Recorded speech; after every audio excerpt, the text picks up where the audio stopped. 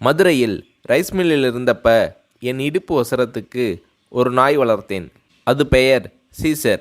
மில்லில் சீசர் இருந்தால் ஒரு மிலிட்டரியே நம்ம கூட இருக்கிற மாதிரி. ராத்திரி நான் தூங்கும்போது கூட கல்லாப்பட்டி சாவியை சீசரிடம் கொடுத்துடுவேன். ராத்திரி முழுக்க சீசர் சாவியை தன் வாயால் கவ்விக்கிட்டே தெரியும். உயிரே போனாலும் சரி, என்னை தவிர வேறு யாருக்கிட்டையும் அதை தராது. சீசருக்கு முன்னாடி யாராவது என் முதுகில் தட்ட கையை ஓங்கினாலும் தாவி கையை பிடிச்சிடும். அந்த அளவுக்கு விசுவாசமான தோஸ்த். அந்த நாய் செத்துப்போன பிறகு எங்கள் வீட்டில் எடுத்து வளர்க்கின்ற எல்லா நாய்களுக்கும் சீசர்னு தான் பெயர் வைப்பேன். கல்யாணமான புதுசில் ஒரு சீசர் என்னோடு இருந்தது. அப்போது பிரேமலதா என் பக்கத்தில் வந்தாலே சீசருக்கு கோபம் வந்து உருன்னு உரும ஆரம்பிச்சிடும். பிரேமலதா எனக்கு பயப்பட்டாங்களோ இல்லையோ, சீசருக்கு அப்படி பயப்படுவாங்க. அப்புறம் கரிசோறு ஆக்கி போட்டு சீசரையே கட்சி மாற்றிட்டாங்க என சிரிக்கிறார் விஜயகாந்த்.